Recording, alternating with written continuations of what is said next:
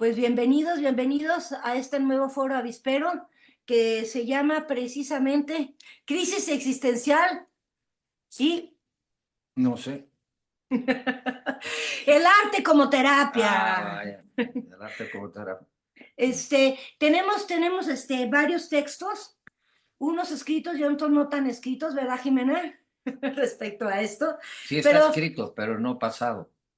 ¿Cómo que no pasó? No, está en proceso de corrección. Ok. Pero sí tienes algo que contribuir. Sí, claro ¿A poco tú sabes algo de crisis a tu edad, a tu Jimena? tierna edad. No, ahora No, ahora sí está los cañón. jóvenes sí son. Si quieres, voy a empezar con un texto que les Claro. dije. Ahora creo que los más centrados son los viejitos.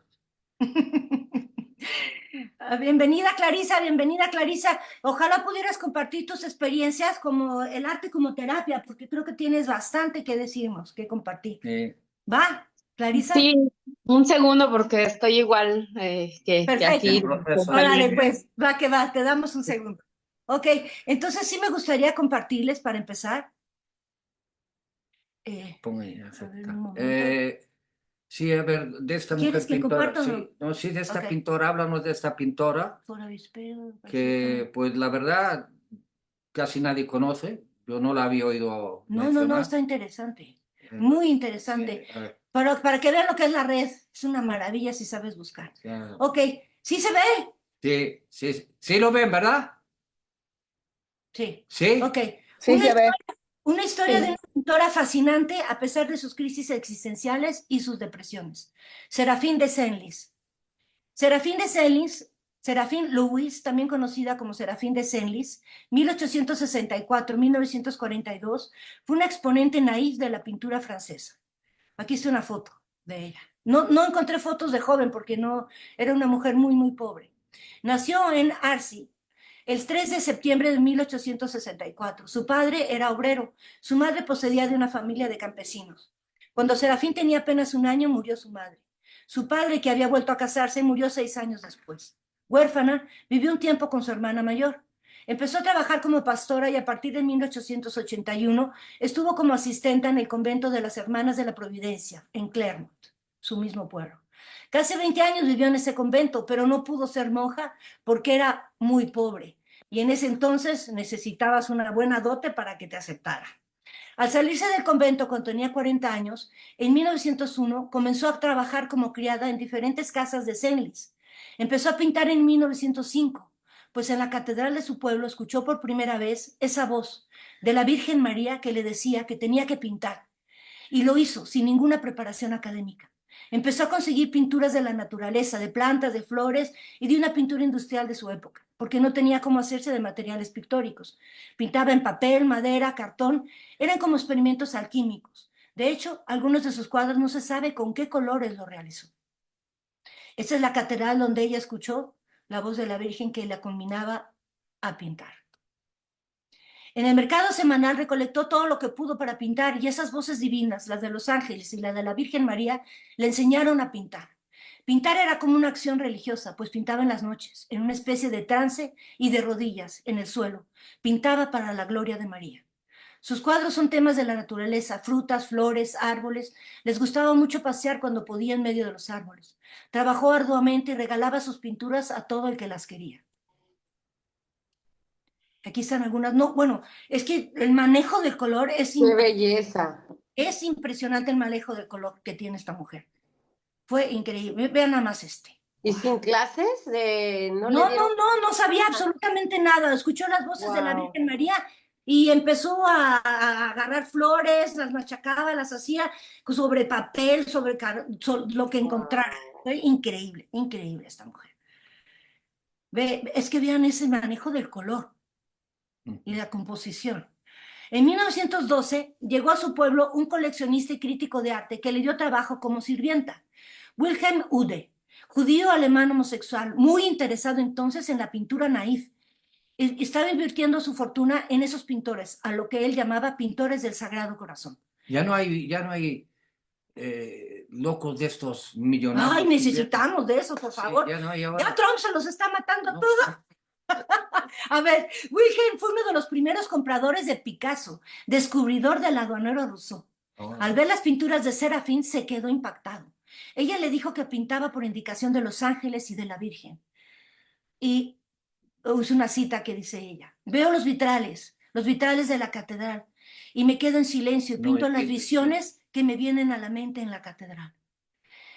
Wilhelm le compró algunas de sus obras, pero tuvo que huir de Francia al estallar la Primera Guerra Mundial en 1914.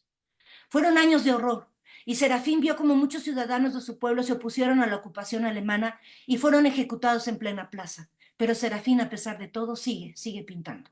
En 1927 se realiza una exposición colectiva en su pueblo y ella lleva 6 grandes lienzos. Al ver los periódicos acerca de esta exposición, Wilhelm Ude regresa inmediatamente a verla y le da todo lo necesario para pintar entre 1927 y 1930. Aquí está, ve sus lienzos, son grandes. No, lo que me encanta, a ver, regresa, es el uniforme de pintora que No, tiene. bueno, tranquilo. Pero ve esto, No, ve no, esto, ese sí está cabrón. ve esto. Ese sí Está está. impresionante el manejo del De color. color. Quiero No, uno. Hay muchas teorías que dicen que pintaba con sangre. Es absurdo eso, porque la sangre luego se hace horrible, se negra, hace la sangre se negra. pone negra. Están Se locos. oxida, se Y oxida. claro, por Exactamente, supuesto. la sangre de Pero guerra. estos colores que No, lograba no, las transparencias, increíble. qué cosa, cabrón. Fue una época en la que al fin tenía todo para pintar y vivir sin pobreza. Por fin tenía dinero para pintar y comprar comida. Vean esto. Vean esta manera de pintar. Bueno. No, a mí realmente me Qué impresionó bonito. esa manera de combinar los colores, esa fuerza que tiene. En 1929 se dedicó a la primera exposición colectiva de artistas naif en París. Entre ellos Camille Bombois, Louis Bibin y Serafín. Fue todo un éxito y vendió mucho. Este es nuestro cartel. Se llama El Árbol del Paraíso. Y ve, esto es como un ojo que nos está viendo, ¿no? Claro. Es La impresionante. cola, una pluma del pavo real de la cola. Sí. Ah, sí. Ve, es que qué movimiento tiene. No, qué armonía de colores para combinarlos, Y la qué verdad. manera tan fácil de Sí, pintar, ¿no? sí, Bueno, sí. ve esto. Ve esta maravilla. No, los críticos de arte se vuelven locos porque dice, ¿cómo es posible que no conocía nada de teoría del color y combinaba todos los colores de una manera impresionante? Ve. No, bueno. Y con una fuerza increíble. Ve. Es una belleza cómo logra los... Lo que debe Pero costar, empezaron, bueno. no, bueno, espérate, pero empezaron serios problemas mentales. Ya no escuchaba esas voces angelicales ni en las de la Virgen. Ya no poseía esa parte sagrada que al principio la guiaba. Seguramente le dieron magnesio, ¿verdad, doctora? No, al contrario, yo creo que le faltó. No, tomaba valproato y magnesio. Sus cuadros ya no le decían nada. Ya no sabía por qué pintaba. Antes, pintar era un acto sagrado. Ahora, ¿para quién pintaba y por qué? ¿Por el dinero nada más? Se volvió violenta y autodestructiva. Wilhelm la deja de frecuentar y la insta a internarse en un psiquiátrico para recibir ayuda. Pero la abandona a su suerte y ya no vuelve a verla. Deja de vender y enferma porque ya no escuchaba esas voces angelicales, ya no sabía por qué pintaba y no tenía nadie en el mundo que la amara y apoyara. Sin una familia que la sostuviera, abandona la pintura totalmente y sobrevive en el hospital psiquiátrico. Estalla la Segunda Guerra Mundial en 1942 y los nazis ocupan por segunda vez su pueblo. Murió en 1942 a los 78 años, desolada y a causa de dosis masivas de tranquilizantes, pues le habían diagnosticado esquizofrenia, con las secuelas de una paranoia galopante. Eso sí, escribe muchísimas cartas, pero muy locas, muy paranoicas. Durante la ocupación alemana de Francia en la Segunda Guerra Mundial, los nazis niegan toda ayuda y comida a los hospitales psiquiátricos y miles de hombres y mujeres mueren de hambre. Entre ellos está Serafín, que fue enterrada en una fosa común. Aunque Wilhelm informó de que había fallecido en 1934, en realidad Louis sobrevivió hasta 1942. La primera exposición consagrada a Serafín Louis tuvo lugar en 1941. Era su sueño dorado de exponer ella sola en París, pero no lo pudo ver en vida. A instancias de Ude se hizo esta exposición que exhibió decenas de sus cuadros. Ya para entonces, de los 200 cuadros que pintó, solo quedaban 70, que hoy están repartidos entre los museos de arte de Maillol de París, Museo de Arte de Senlis, Museo de Arte Naif en Niza y el Centro Georges Pompidou en París. Al ver sus cuadros hermosos y fulgurantes, enigmáticos, André Breton se entusiasmó, aunque nunca llegó a conocerla personalmente. Por décadas y décadas fue invisible. En su pueblo tenían un cuarto con sus pinturas que fueron donadas por quienes no las querían y ahora es un pequeño museo. Un filme la hizo famosa. La película sobre la vida de Serafín de Senlis se llama Serafín. Se estrenó en 2008. Es un drama biográfico franco-belga dirigido por Martin Provost, quien, cuando descubrió sus pinturas y su historia, hizo el filme. En el año 2008, Yolande Moreau protagonizó a Serafín en la película biográfica francesa Serafín, ganadora de 7 premios César, incluidos a los rubros de mejor película y mejor actriz. El tormento de una vida de una artista olvidada. La película ganó 7 premios a la película, actriz, guión, música, fotografía, dirección artística y vestuario. Y aquí está la foto de la actriz. Wow. Ah, de la actriz. Sí, claro, claro. Wow. Completamente loca ya. Qué buen papel. Muy bueno, ¿no? Le dieron el premio de la mejor actriz. Cuando sabes la historia detrás de las pinturas es cuando realmente te llegan al alma y trascienden el tiempo y las crisis de los que las pintaron a pesar de todo. Sí, vaya tipa este. No, bueno. Está cabrón, ¿eh? Dejar de compartir. Sí. Ay, ¿cómo le hago dejar de compartir? Vaya. ¿Cómo le hago? Ahora sí que tocada por el fuego. Está impresionante. Hay una cosa que me impresionó muchísimo. Es que cuando deja de escuchar esas voces, pierde sentido su vida, pierde sentido lo que estaba haciendo, porque empezó a pintar por dinero. Y entonces eso como que fue una cosa muy dura para ella y obviamente no estaba bien de su cabeza y no tenía nadie que la apoyara. Y entonces se volvió completamente loca. Y eso, fíjate que no le pasó a nuestra amiga Leonora Carrington porque tuvo una familia. Tuvo amor, tuvo 2 hijos y los hijos decían que ella nunca se había recuperado del todo de su enfermedad, pero aún así seguía pintando y como tuvo esa familia tan amorosa, pues pudo lograr seguir en la vida. Pero esta ni sobrinos. Nadie, completamente sola. No, eso es terrible, eso es terrible. No, cuando estás así. Sí, por eso es tan importante el grupo, por eso es tan importante los amigos, por eso es tan importante la familia. Es sumamente importante que tengamos en cuenta eso. Tenemos que tener a alguien que nos quiera y a alguien a quien querer. Si no, pues, ¿cómo le haces? ¿No? No, pues encontraste, no sé. Impresionante. ¿Ves la red? No. Es impresionante. Yo cuando iba a encontrar esta pintura en la red. Nunca. No, es increíble, la verdad. No, está cabrón. Pero yo nunca había escuchado de ella, hay que checar. No, yo tampoco. Nadie, mucho su trabajo. No, yo tampoco. Está impresionante, la verdad. Y lo curioso es que ni hayamos, pues no ha oído nada de la película, que fue un súper éxito. Yo no lo he podido ver, pero hay que verla. Bueno, nosotros estábamos allá en la selva, pero ustedes tampoco, ¿no? Oyeron nada de esa película. No, pero ahora ya que les di, hay que buscar el enlace, Arnoldo, y ojalá nos los puedas compartir. Estaría muy bien. Sí, pero yo percibo, pues, acorde a este ejemplo, que los procesos, pues sobre todo creativos, están siempre sujetos como a esa especie de espada de Damocles que tienes por un lado el éxito y por el otro fracaso. Y hay que entender, porque pareciera inmediato que el fracaso te deprime, pero yo creo que las más grandes depresiones, bueno, Carlota y la doctora podrán saber algo al respecto, las más grandes depresiones surgen quizás de éxitos y más repentinos que luego no continúan y te hunden. Es como un hoyo negro que te devora porque quiere regresar a la celebración en la que antes estabas. No, espérame. Pero lo que a ella le pasó que cuando empezó a vender se sintió una traición, porque ella lo hacía como un homenaje a la Virgen y hasta regalaba sus cuadros antes. Y lo que le pasó también a los huicholes también fue una cosa impresionante. Los huicholes hacen su arte sagrado gracias a su planta, que es el jicuri, que los hace ver todos esos colores. Y los hacen también como algo, como una ofrenda a lo divino. Pero cuando se hizo una exposición precisamente en París de un marchand de arte y vendieron todo, 2 de ellos, uno se suicidó y el otro se volvió completamente borracho porque dijo, esto no está bien, esto yo lo hice para mis dioses, no para vender, ni para ser famoso. Yo creo que ahí hay tenemos ese balance. Yo creo que, a ver, el arte, no sé si coincidirán con esto, por supuesto, volvemos al punto siempre.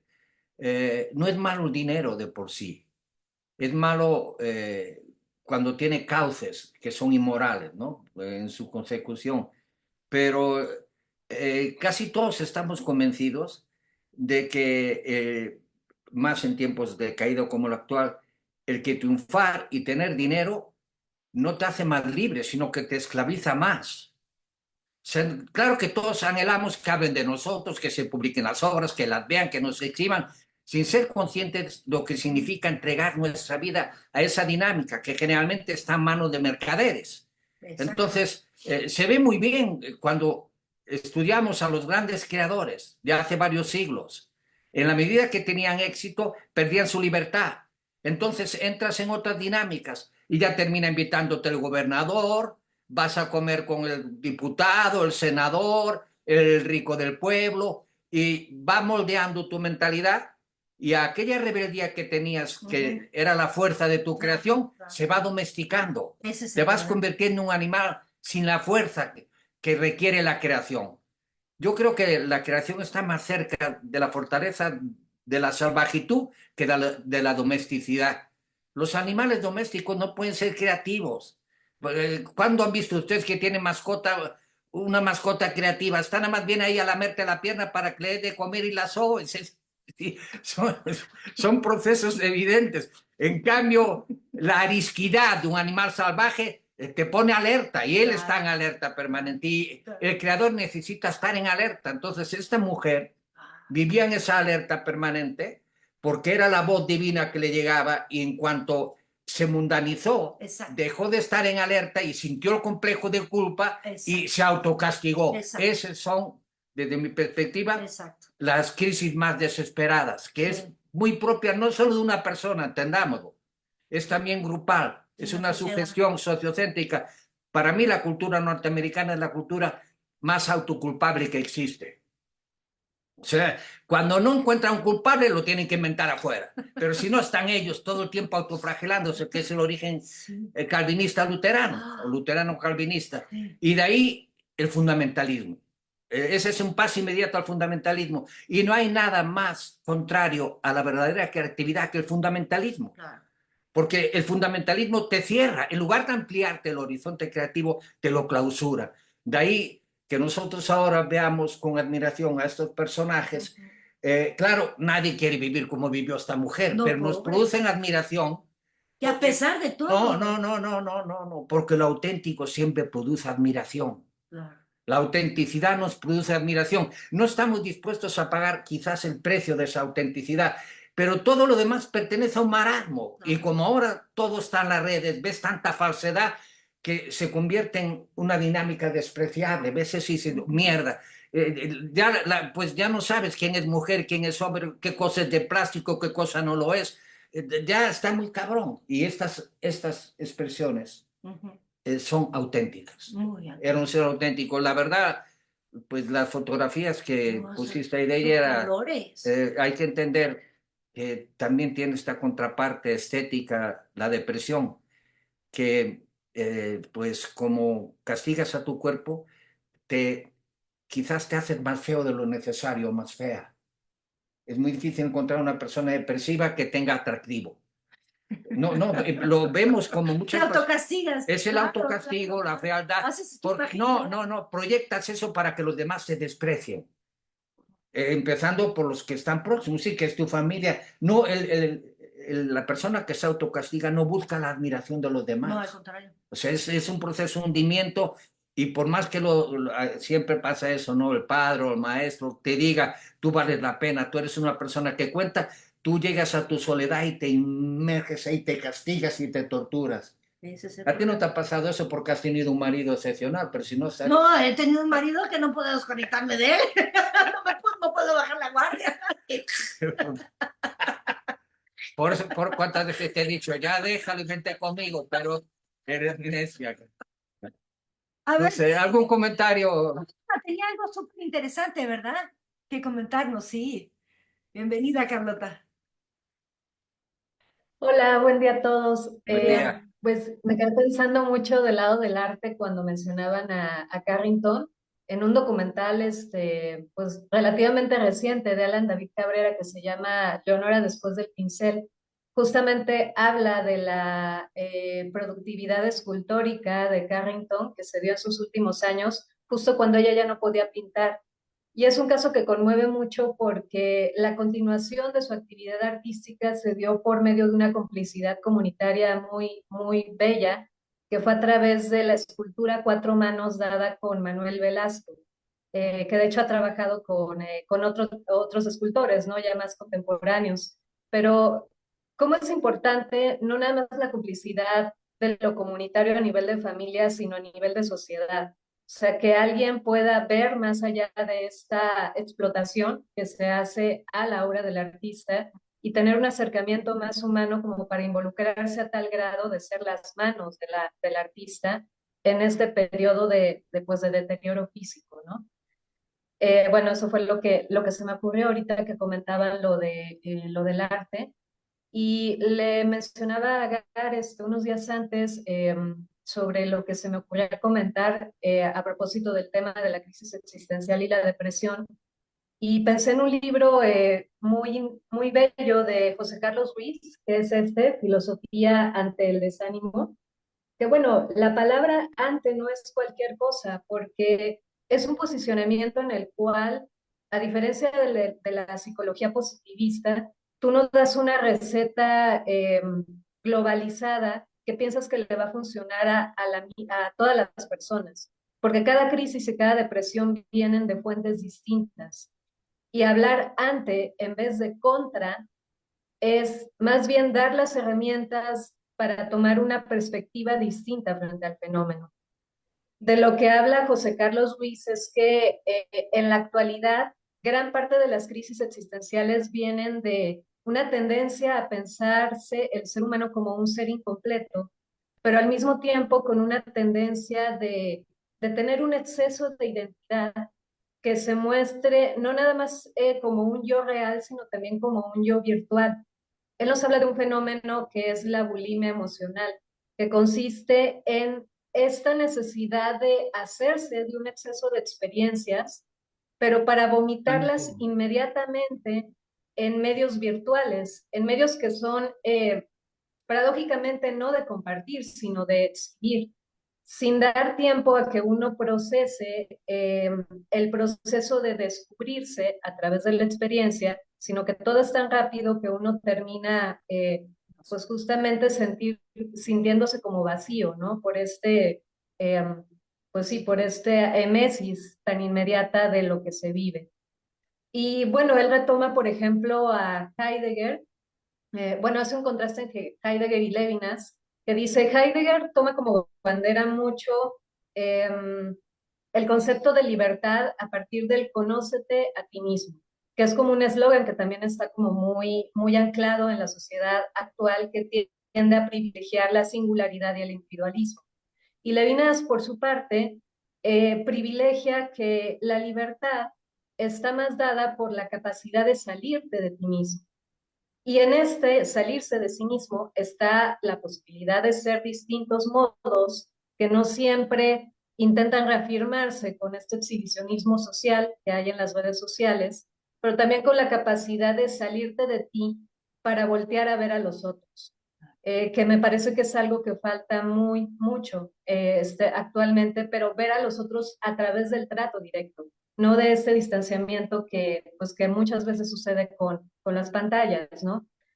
Y bueno, para hablar, por ejemplo, de la depresión, pues José Carlos Ruiz retoma a un autor que es Alain Ehrenberg y dice que la depresión de alguna manera es la fatiga de ser uno mismo, de estar intentando sostener este papel, este posicionamiento hasta el punto en que viene el ser humano a darse cuenta que hay una brecha muy dolorosa entre lo que quiere ser y lo que realmente se permite experimentar a través de la experiencia.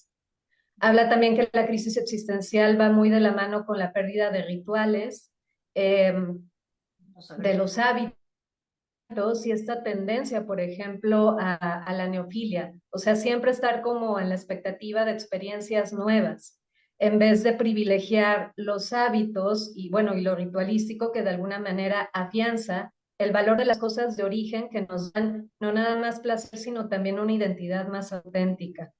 Entonces, bueno, me interesó como abrir un poquito parte de este tema a partir de estos comentarios. Es un libro bellísimo bueno, fomenta mucho el pensamiento crítico, proponiendo justamente volver a lo ritual y volver a ser comunidad también. Bien, bien. Oye, La pérdida del mundo solar. también habías eh, planteado la posibilidad de tocar el tema de un autor que pues es muy atractivo para los jóvenes. No sé ahora si Jimena y Berenice y los jóvenes sigan ejerciendo, pues tengan esta atracción hacia Cioran, que desde la década de los 60, Sí. los 70 ha ido teniendo desde la cima de la desesperación.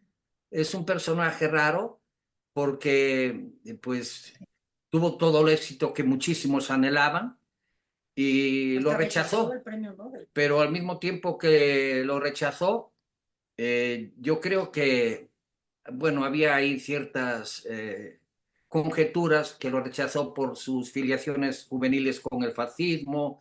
Lo que sí es claro es que es un autor muy traducido, muy leído, muy original y que creo yo que es seco. No sé. Que explicaría, es uno de los autores, quizás para mí uno de los mejores discípulos de Nietzsche, pero que explicaría muy bien el atractivo del escepticismo entre los jóvenes, porque es difícil que una persona ya mayor sea escéptica, pero para los jóvenes ser escéptico, y más en tiempos como el actual, tiene mucho atractivo. Y ahora vemos lo que está sucediendo en el ámbito económico y político, entonces con esos modelos, ¿cómo vas a creer en algo? Es que esa es la, no sé cómo lo ves tú, ¿cómo nos querías hablar un poco de eso, querida? Sí, bueno, este libro que mencionan, Cimas de la Desesperación, de hecho él lo escribió a los 22 años, por ahí del 33. Y, o sea, fue la primera obra y la que abrió como la tendencia de sus modos de expresión, ¿no? Que él abordaba como esta inconformidad de la existencia o este sinsentido a través del lirismo. O sea, el ser lírico era lo que a él lo rescataba constantemente de esta idea del suicidio, ¿no? Y justamente el libro de Las cimas de la desesperación, él lo fue escribiendo tras las noches de insomnio, que él se iba a caminar y a caminar durante largas horas, ¿no? Algo que rescato, digo, porque es un texto pues muy largo, son como 200 y tantas páginas, pero algo que veo que se repite mucho en su filosofía es concebir, que bueno, acá es como una primera frase, ¿no? Que viene en el prólogo, que me parece que encierra mucho la idea general del libro, que es que el desastre por excelencia es la vigilia ininterrumpida, esa nada sin tregua. Digo, él refiriéndose al insomnio en este caso, pero más bien a lo que él se refiere ya después en uno de los capítulos que se titula La insatisfacción total, es que los seres humanos que él considera que son más desgraciados, pues son los que no tienen derecho a la inconsciencia. Es como esta incapacidad de cerrar los ojos ante verdades de la realidad que tú ya no puedes ignorar. Entonces dice, poseer una conciencia permanentemente despierta, definir de nuevo sin cesar nuestra relación con el mundo, vivir en la tensión perpetua del conocimiento, equivale a estar perdido para la vida. O sea, ¿cómo es tan necesario? Por una parte sí, saber, o sea, no ponerte tampoco una cegadura frente a lo que es el mundo, pero al mismo tiempo conservar como estos elementos de velo frente a la crudeza o a la sobreinformación a la que estamos expuestos. O sea, esta es la gran paradoja de nuestro siglo. Estamos en una época en la que sabemos más porque estamos expuestos a más información, pero es una época en la que también estamos más perdidos en cómo orientar ese conocimiento o hacia dónde encauzar. Entonces, ha permeado a tal grado la vida cotidiana que, bueno, José Carlos Ruiz, el autor del otro libro que les presentaba, mencionaba un fenómeno muy curioso, que es que se le exige hoy en día al hombre que incluso en su tiempo libre esté hecho para la productividad. Y el ocio, los procesos de creatividad, los procesos que requieren un aspecto más artesanal o más meditativo, es desdeñado muchas veces. Entonces se tiende como a exigir que el hombre sea una máquina de producción, muy centrada, ¿no? En este afán del capitalismo. Oye, Claro, muy estoy viendo, económico. no, esos son temas, a mí Cioran, la verdad, me gustó. Me distancié de él porque me incliné más hacia la metodología, la visión alemana de la cultura, pero él tiene una visión de lo que era la periferia del núcleo central de Occidente, con todas las migraciones barbáricas, y tenía este atractivo de, imagínate, ¿no? Que te planteen que el estar en permanente racionalidad es peligrosísimo, pero si es la racionalidad la que nos separa de los animales. Entonces, te lleva a pensar, y esto a mí es lo que me gustaba, en un proceso antiabsolutizador. O sea, no absolutices nada de lo que tú eres porque eres relativo. A mí siempre me fascinó esto. Es como decir, cuidado con esta actividad o esta actitud porque es pecado. ¿Quién te lo dice? Los parámetros eclesiales, el dogma de la iglesia. Entonces ya tienes el pecado encima de ti. Y los momentos pues más gozosos que puedes tener como animalidad los frustras, los coartas, porque si tienes una espiritualidad profunda y dices, puta, perdón, como San Agustín, perdóname, Padre mío, por esta acogida tan rica que tiene, pero se te va la idea, parece una bagatela, pero cuando ya lo haces de forma cotidiana, es una lápida que te va aplastando. Entonces, por eso me gusta eso, que es muy importante entender la fluidez, una racionalidad fluida, flexible, no estancada, no dogmática. Y esto es lo que yo no tengo ningún inconveniente que los jóvenes, al contrario, sí les recomiendo que lean a Cioran, pero es cada quien el que va a elegir. Yo me fui perfilando más hacia una comunión con lo divino porque encontré mi forma propia de domesticar mi naturaleza salvaje. Cioran nunca tuvo una naturaleza salvaje, era un viejito quejoso, de todo se quejaba.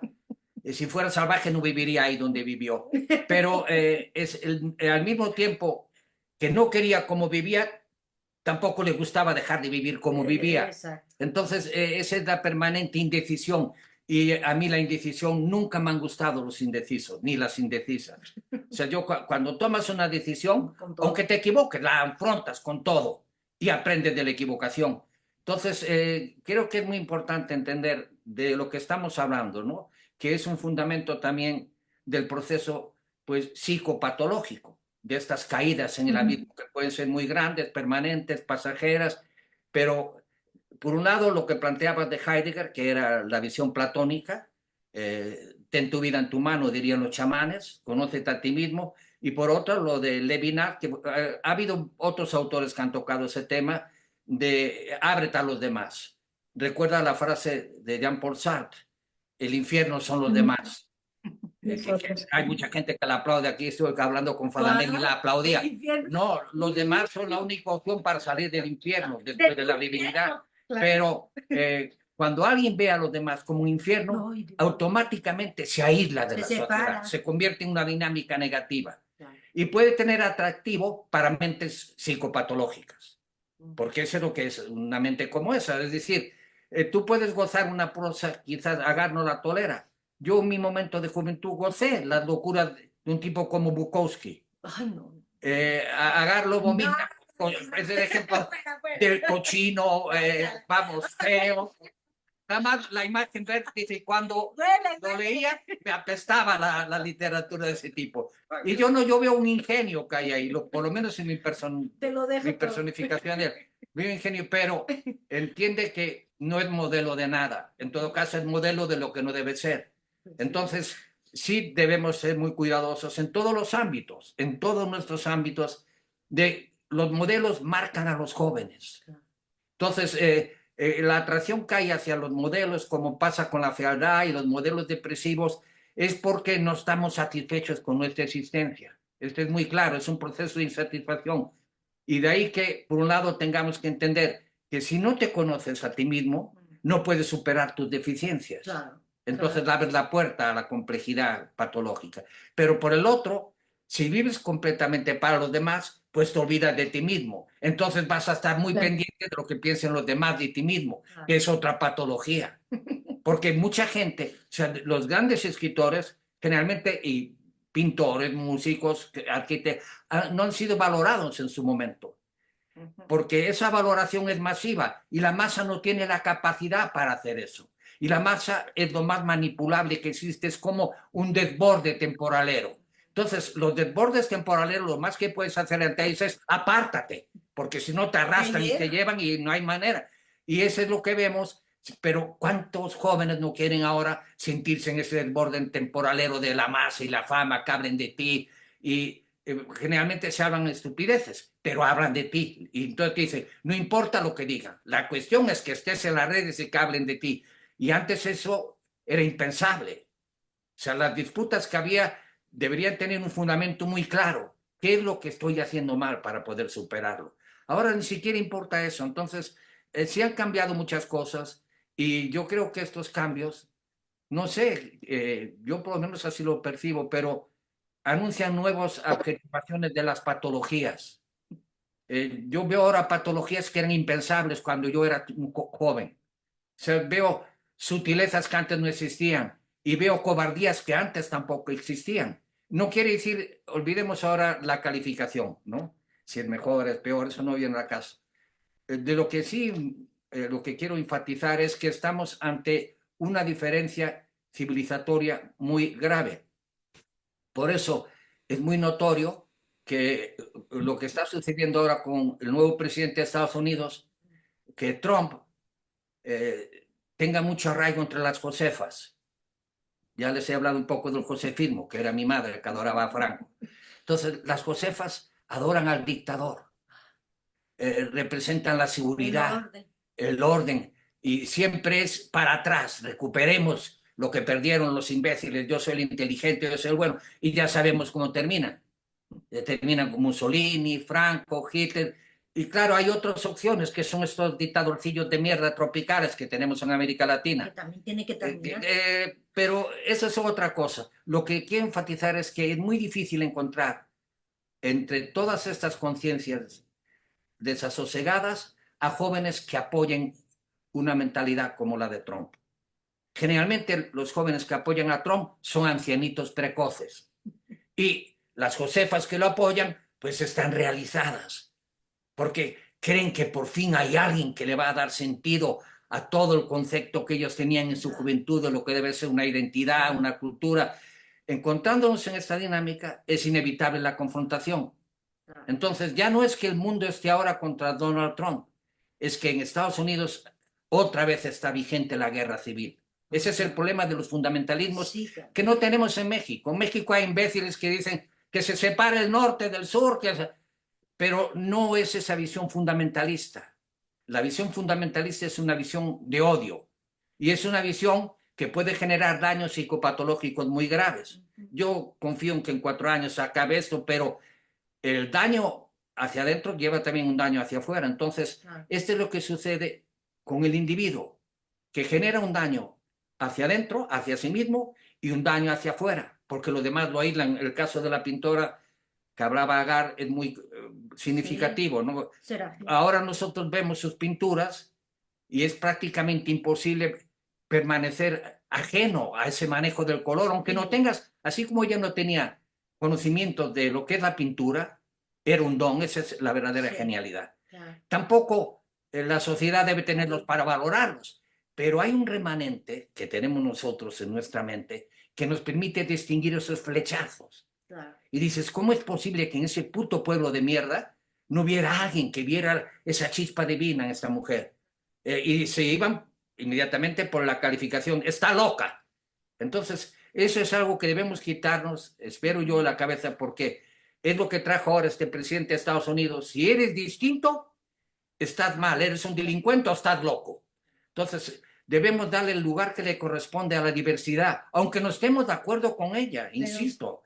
Podemos discrepar de los personajes a los que... Cuando yo hablo de Cioran o de Heidegger, ya el hecho de mencionarlos es una admiración, un agradecimiento. Dejemos de lado esa actitud de que si lo critico es que ya no lo comparto. Por eso mi referente en la crítica es Dr. Johnson, que señalaba los lados positivos, las aportaciones y los lados que según él creía que se podrían superar. Esa es la verdadera crítica. Lo otro, lo que se hace generalmente, que son o linchamientos o panegíricos no aporta nada en absoluto. Entonces, llegar con estas actitudes ya llevadas al nivel de la política, de que voy a poner aranceles, esta cultura no la quiero, esta me hizo daño, no estás aportando nada. Y yo creo que sí da mucho para estudiar una mentalidad psicopatológica. En pocas palabras, si Trump estuviera solo, sería una persona no solo depresiva, sino muy propensa al suicidio, que es lo que él debería Ay, hacer, ¿no? ojalá. Sí. Ojalá. Quitarse la puta peluca, Ojalá. quitarse la peluca y colgarse, cara. Ojalá. Pero A ver, Arnoldo, Ahí le estamos pidiendo al colesterol que haga su trabajo. a ver, tú que eres un hombre sensato, Arnoldo. Arnoldo. Bueno, eso espero. No, antes de lo que iba a comentar muy rápido a propósito de lo que mencionas, Leo, están compartiendo recién la noticia de que decreta Trump que Estados Unidos ya no va a dar ya no va a emitir pasaportes, deja tu visas, a personas no binarias. Eso es Hitler. O sea, así empezó Hitler. O sea, ya, si tú eres un estadounidense que te consideras no binario, pues ya no puedes pedir un pasaporte. Ay, güey. Y de los mismos idiotas que mencionas, Leo, que piden que el norte se separe del sur, esos mismos idiotas ya reclaman una intervención armada de Estados Unidos en México. Pero bueno, en fin. No, de lo que menciona Carlota, sí, me parece que José Carlos Ruiz yo lo leí hace un par de años, me gustó mucho su libro Filosofía ante el desánimo, con mucha lucidez, ve los efectos de esa sobrecarga informativa que tenemos y de esa patología de estar acumulando experiencias para exhibirlas, pero eso no abona para nada en el ser, ¿no? Y eso pues termina en el vacío y nos termina deprimiendo. Y me hizo pensar sobre todo en tres, bueno, a mí me gusta mucho, lo he leído casi todo, pero en tres libros de Byung-Chul Han, que le han pegado bastante. Yo que el año pasado tuve la fortuna de tener varios cursos de filosofía, con filósofos de la UNAM, buenísimos, sobre todo decantados por el idealismo alemán, aborrecen a Byung-Chul Han, que filosofía light, que filósofo para las masas, etcétera, como que no te perdonan que tengas éxito, pero bueno, pero a mí hay otros lectores también que se consideran muy avesados, ya es parte del deporte, es como antes hacían con este brasileño, ay, se me va el nombre, el del Camino de Santiago, No. que le echan, ¿no? Es como que sentirte intelectual echándole a él, pero a mí sí se me hace muy sensato lo que plantea para los tiempos actuales, sobre todo con tres obras, El aroma del tiempo, Las no cosas y La infocracia. Esta manera, digamos, ya de que todo, ya no es necesario tener cosas, si bien es cierto, estoy yo también a favor de lo que hablábamos hace rato, la no acumulación, no el consumismo patológico, etcétera. Pero luego también esa interrupción entre lo que pues, le llamaba a mi querida maestra Patti Laurent, de que el arte tiene que involucrar a los cinco sentidos. Entonces ahora pues uno puede decir, oye, qué padre, porque cuando era adolescente pues con mis amigos hablaba muy de vez en cuando, pues una llamada por teléfono cuando los pudiese ver, y ahora pues puedo hablar con ellos a cada rato si quiero, pero de repente digo, oye, a mis mejores amigos los tengo así a la mano, pero de alguna manera y con todo el respeto y afecto que les tengo, no me hace bien esa comunicación con ellos, de repente decir puras tonterías y que yo también las digo y que memes y no sé, me parece como que nos estamos perdiendo y divorciando de la realidad de una manera peligrosa y que también nos vuelve insensibles. Ya nada más para cerrar, ay, les debo el nombre de una filósofa estadounidense buenísima. Estoy leyendo un libro suyo donde analiza el fenómeno del wokismo y cita a su vez a otro filósofo alemán donde pues dice, oye, los que asesinaban niños en Auschwitz, pues analiza sus patologías, etcétera. Pero luego entrevistó a los pilotos que arrojaron las bombas atómicas sobre Hiroshima y Nagasaki, y sí mostraban, pues, pesar y arrepentimiento, y con todo, y que la moralina ahí priva, porque pues te están entrevistando, ¿no?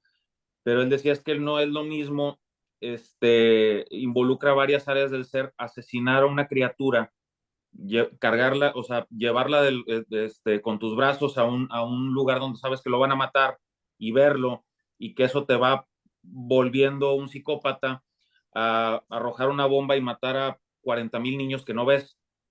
Y de alguna manera como que lo digital, no sé, veo de repente crímenes horribles y ves los comentarios y gente comentando estupideces, cuando antes eso era impensable, ¿no? Entonces, no sé, ahí como que yo tendría cuidado con eso. Ahí fui muy disperso, discúlpenme. No, no, muy bien. Es que ese es otro de los temas típicos de la decadencia, la banalización de los valores. O sea, todo está banalizado hoy en día y es curioso, porque ya hemos hablado de eso, como cualquier joven de 12, 13, 14 y 15 años puede ver todas estas ejecuciones, matanzas, torturas, las películas y como si nada. que se regodean y les dan un carajo, pero luego se cortan no, se cortan o bien un zancudo y les se pica, desmayan. ¡ay, papá! Y se ¡Sangre! Y es la gran tragedia, ¿no? Entonces, no, bueno, es una sin sentido, es una disociación total que los pone en condiciones, pues, de vulnerabilidad. Entonces, yo sí percibo que están en una situación muy riesgosa los jóvenes hoy en día, porque en cualquier apertura que tengan son muy vulnerables. claro. Y si se refugian en sí mismos, entra en una dinámica patológica. Claro. Entonces, es vaya situación. A ver, por un lado y por otro. César, creo que tienes algo que decirnos acerca de las crisis. ¿Tú no sabes nada de eso? ¿O sí? ¿O vas después de Clarisa? ¿O vas después de las damas? A mí solo me han contado, pero primero va Clarice porque levantó la mano. Eso, va, eso, todavía hay caballeros, chicos. Va, por lo caballeros.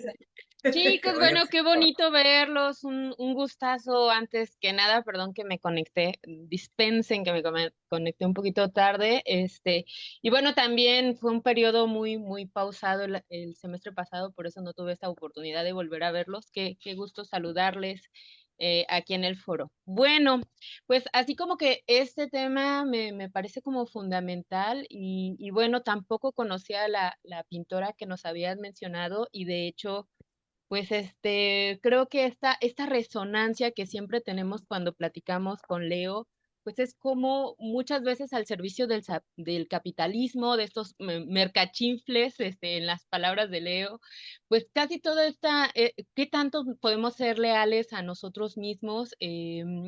Pues es muy difícil cuando finalmente nuestro éxito, nuestro bienestar sí conlleva la necesidad del dinero, ¿no?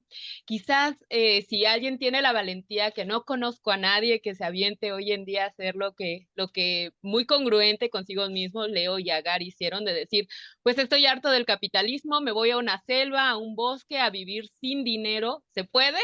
Solo conozco a 2 personas que lo hicieron y están que sobrevivieron. Y que sobrevivieron además, ¿no? Porque pues se nos hace muy fácil decir y despotricar contra el espíritu del capitalismo, pero ¿qué tanto podemos ser congruentes, no? Y finalmente muchas veces el arte se ha visto casi como una cuestión de privilegio, igual que la salud mental, ¿no? A mí me extraña que las personas que estén dispuestas justo, ¿no? A sanar sus relaciones, a constelar, a utilizar la terapia que les funcione, sea el psicoanálisis, o sea, yo digo mucho que esto de las terapias son como los zapatos, ¿no?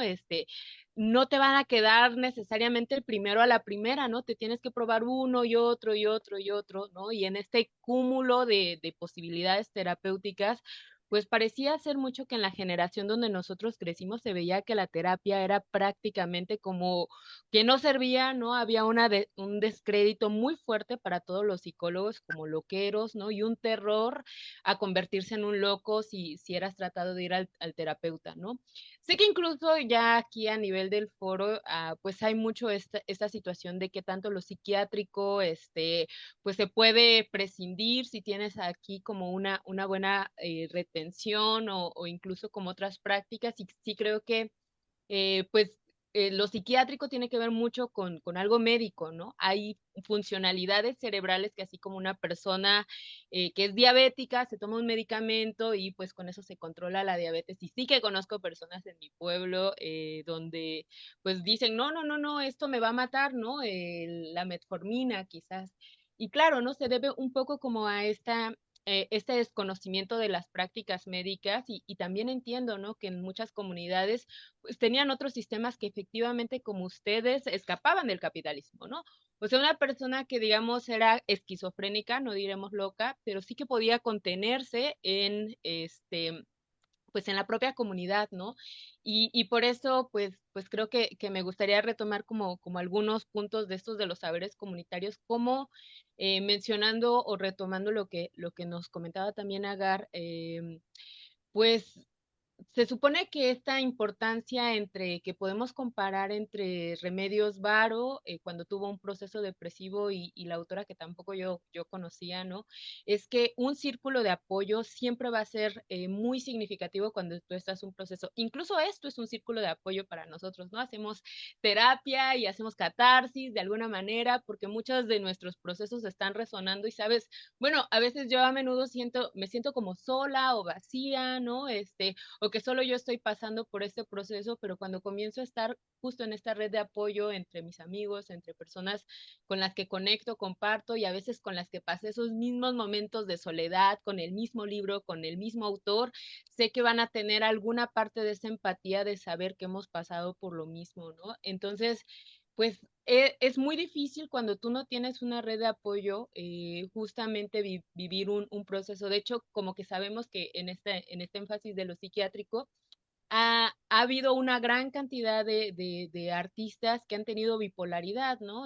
Y algunos cuyo énfasis, o sea, de la manía a la depresión, pues ha sido tan trastornante que los ha llevado a suicidios, ¿no? Entonces decimos, por lo menos en el colectivo de Integrarte, que no podemos especular qué es lo que hubiera pasado si este artista, pues justamente hubiera encontrado o una red de apoyo, ¿no? O una práctica terapéutica adecuada o incluso un tratamiento psiquiátrico, ¿no? O sea, de repente por ahí decimos, pues a lo mejor Van Gogh no hubiera pintado lo que pintó, ¿no? Pero tampoco hubiera muerto de la manera tan, bueno, por sí mismo, ¿no? Entonces, pues no lo sabemos en el paso hacia atrás y también entiendo que esta desconfianza que tenemos con las nuevas generaciones que están teniendo como otros procesos. Yo la verdad es que como tengo muy, muy de cerca una nueva generación que es mi hermanita y he aprendido mucho de ella, hay cosas que a mí me maravillan, ¿no? Ahora, por ejemplo, estamos viendo la serie de Gossip Girl, que a lo mejor fue un hito para la década de los 2000, como con ciertas modas, con ciertas formas de ser. Yo no la había visto, pero me maravilla que ella y su mejor amiga son muy sospechosas de todas las romantizaciones, ¿no? O sea, dicen, esto es terrible, no, esto no se le debe de hacer a una amiga. Y creo que si se habla como dentro de una de las ventajas de la generación centennial, es que están mucho más dispuestas a hablar de los procesos, ¿no? Yo creo que en este foro me la paso diciendo que yo estoy muy consternada y muy traumatizada con cómo yo adoraba relaciones que leí en libros, ¿no? Como la de La Maga, ¿no? En Rayuela, o La insoportable levedad del ser. Y eso para mí era el amor, ¿no? Las series que vi, las telenovelas que vi, no sé, ¿no? Todo lo que era televisión dirigida, eh, de la que abrevé, pues yo no era como muy, muy crítica y lo que me encanta de esta generación es que justo hay un acceso al conocimiento que no existía antes, ¿no? O sea, ¿qué es lo que significan algunos trends que pueden llegar a ser, claro, ¿no? Muy cuestionables, pero algo como el escuchamos pero no juzgamos, que es así muy, muy de la generación de mi hermanita, u otros procesos que van normalizándose, pues a mí me llaman mucho la atención y me hace, aquí tenemos a dos chicas, ¿no? A Jimenita, a Meyali, que a lo mejor nos pueden dar y que me encantaría que me compartieran un poco, pues cómo ven pues esta relación, cómo se habla de la relación de la salud también en sus generaciones y pues me gustaría escucharla, porque por lo menos a mí me da una impresión muy positiva. Sé que hay otras cosas que donde romantizo mucho desde mi propia nostalgia de decir, ay no, es que no teníamos teléfono y entonces era el encuentro y no teníamos redes sociales y llegábamos, pero bueno, si queremos ser realmente congruentes con que queremos escapar del capitalismo y todos los cuestionamientos, tenemos que ser como Leo y Agat. Y si no, nos toca ver, ¿no? Y bueno, perdonen que igual, ¿no? Estoy un poco dispersa, pero me No, gustaría con Bien, esto a no, ver si existe la posibilidad de que muy abriéramos paso a bien, escuchar muy a las bien. más jovencitas. Como siempre, muy bien, muy muy bien, lúcida. muy bien. Nada más enfatizar un poco este punto que considero fundamental a nivel de planteamiento filosófico. Ya creo que ha quedado por lo menos claro desde mi perspectiva. Eh, no se trata de esta toma de partido por dos procesos que al confrontarse se aniquilan. O sea, yo jamás estaré en contra de la ciencia porque estoy a favor de la espiritualidad. Creo yo que debe haber una perspectiva científica que te permita entender y comprender lo que la espiritualidad te da, ampliarte al cosmos, comprender toda esa inmensidad, el ordenamiento, todas esas determinaciones superiores. Entonces, sí, sobre todo en lugares como Oaxaca, hay una tendencia muy marcada. No te metas con la parte médica y la parte química y la parte tecnológica porque es profana y te va a llevar y cuesta dinero y te arruina y luego te acaba. Y ponen siempre sus ejemplos a la mano. O la otra parte, de que no te metas con la espiritualidad o la brujería, los chamanes, el hechizo, porque eso es barbarie. Yo creo que una mente abierta necesariamente lo es por tener la capacidad de decidir y de elegir. Pero cuando uno elige, que ese es el fundamento de la libertad, elegir, cuando uno elige debe tener los argumentos para tomar buenas decisiones. Eso es lo que nos permite la filosofía, conocer los significados de las decisiones que tomamos. Entonces, de ahí que no se trata de tomar para un lado o para el otro. Y no sé, Jimena, a ver, Estaba léenos tú, César estaba. pero a César le invitaste tú, pero César no tiene... César, no, ¿Sí? sí, César tiene mucho que compartir, ¿cómo que no? A ver, César, entre dos mujeres, va. A ver. Pues bueno, de lo de las crisis, yo te mencioné un libro cuando me mencionaste que este iba a ser el tema. Yo Ujú. lo leí hace unos años, me lo pasó una amiga. Se llama El poder curativo de las crisis. Es un compilado de Stanislav Grof y Cristina Grof, que están en esta línea de la psicología que se llama la psicología interpersonal o transpersonal, no, transpersonal, que básicamente toma mucho de lo que también se usaba antes, ¿no? Mucho de las visiones antiguas de cómo se aproximaban a ese tipo de comportamientos que pudiesen llamarse anormales, ¿no? Que antes inclusive, pues en la última película de Nosferatu menciona un breve verso en el que le dice a la personaje principal que ella pudo haber sido en tiempos paganos una sacerdotisa de Isis, pero que lamentablemente le tocó vivir en tiempos que sus habilidades son, pues quizá inclusive hasta más necesarias, pero no igual de reconocidas. Entonces, y a esas habilidades, ¿qué se refiere? Pues a esta como hipersensibilidad a las cosas, ¿no? Esta sensibilidad tanto pues ya a muchas personas lo llamarían energías, pero yo diría que también es una sensibilidad emocional a las otras personas, ¿no? El poder percibir el dolor ajeno y tanto el propio, pero a una escala, pues, elevada, ¿no? Y en el caso de las crisis, en este libro aborda que no solamente existen las patologías y las enfermedades mentales, sino que hay una confusión muy grande en que también existen las crisis. Y en las crisis a veces se les pone la etiqueta de que es algún tema psiquiátrico, pero más bien es algo que está pasando la persona por un proceso espiritual en el que se está reacomodando cosas de sí misma, ¿no? En el que puede entrar en un proceso en el que pues va y hace algo que podría verse como loco desde afuera, pero que dentro de su cabeza está organizando algo, está empezando a encontrar un patrón a un caos. Y lo que menciona en el libro básicamente es como acompañar a las personas cuando se encuentran en ese tipo de crisis. No cortarles nada ni a encerrarles, sino como estar a la pendiente de ellas, que solito el mismo hecho de que la crisis sucede es que ya estaba en proceso de curación, como lo que hablan de las enfermedades, que en realidad son procesos de curación, ¿no? Y yo en mi caso muy personal, pues yo sí he pasado por algunas crisis por ¿Por tener quién? por tener un cerebro muy sensible, el cual ya ahora pues me he dedicado a cuidar mucho y estar más tranquilo en el aspecto de pues también ver qué cosas, dónde está uno y también qué ingiere, ¿no? Eh, Ándale. Vaya, vaya, ahonda en eso para los jóvenes. Me gustaría que dijeras eso. pues es que, pues, digo, obviamente también para conocer tus límites tienes que traspasarlos y No, mucho. no necesariamente. No necesariamente, pero en mi caso fue así y yo lo agradezco porque tuve gente que estuviera conmigo.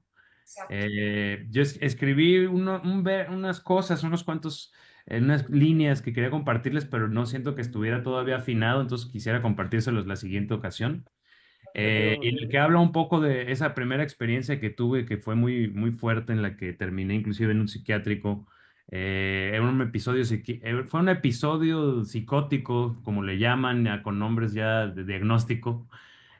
Posteriormente ya fui a hacerme exámenes neuronales y básicamente es una sensibilidad neuronal. O sea, en psiquiátrico en sí no tengo nada más que, digamos que mi hardware se sobrecalienta Se cuando hay dañó, se dañó. mucho estímulo. Entonces, digamos que mi CPU empezó a fallar y ay, se me estaba craqueando el Windows y empecé pues sí, Oye, a César, creerme Pero, lo que yo estaba hasta, por pensando. cierta sustancia. no, por eso abramos un paréntesis aquí, A ver, porque sí es muy importante. claro.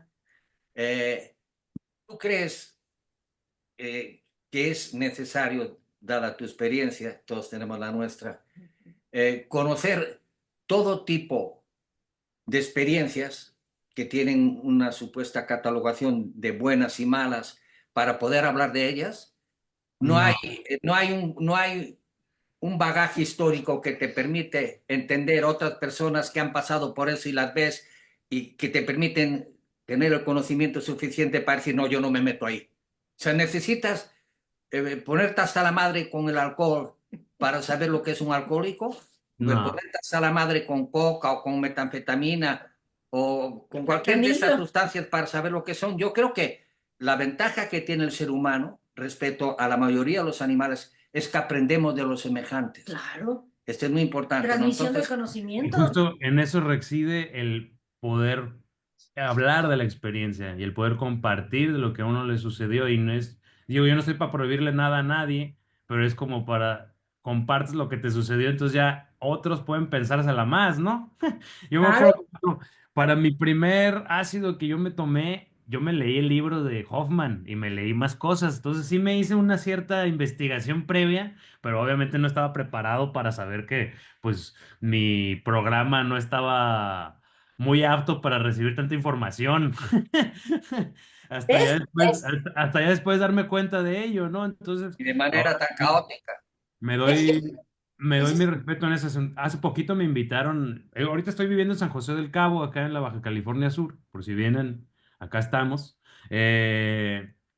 Y justo me invitaron, recién llegué, que una ceremonia de ayahuasca y acá y allá. Y yo así de, uff, la neta ahorita, no, gracias. O sea, si me Vaya, invitas a hacer música o algo así, chido, pero ya a participar, creo que ya le aprendí lo suficiente. Y hasta cierto punto, las personas que se la pasan de una ceremonia en otra, cocteleando, como diría Jodorowsky, les llaman los sensuales porque les encanta estar en los sentidos.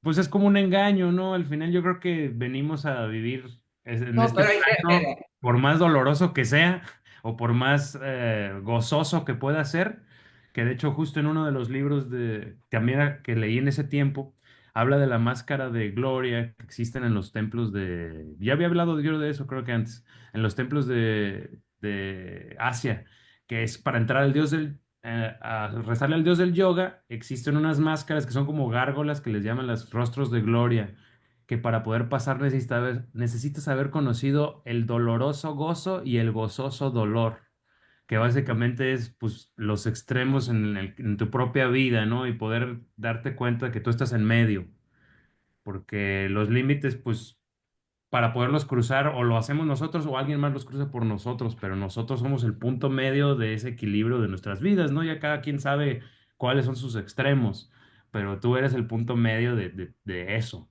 También Claro. en el sentido de que, justo hablando con un amigo acá que es pescador, él se sumerge hasta 40 metros abajo del mar y caza con arpón. Entonces me hablaba de que cómo es el humano que en el cielo conoce también muy poco, pero también abajo del mar se habla de que el porcentaje de conocimiento que hay de submarino es mínimo. Pero ahí me hizo acordarme de eso, de que el humano es ese punto medio. El humano está en medio de esos dos mundos, en el subacuático y la parte externa de la tierra, ¿no? Y lo mismo se dice en otras escuelas, que el humano es la parte entre el cielo y la tierra. Entonces, para mí, todo ese tipo de crisis también hablan de otro tipo de realidades y profundidades de la misma, ¿no? Y pueden ser también unas sensibilidades que por tener como tener una aproximación tan mental a las cosas, ha relegado mucho esas otras enseñanzas que tenían antes, que ahora ya empiezan a retomarse porque ya vieron que pues no es suficiente con solo explicárselo con palabras, ¿no?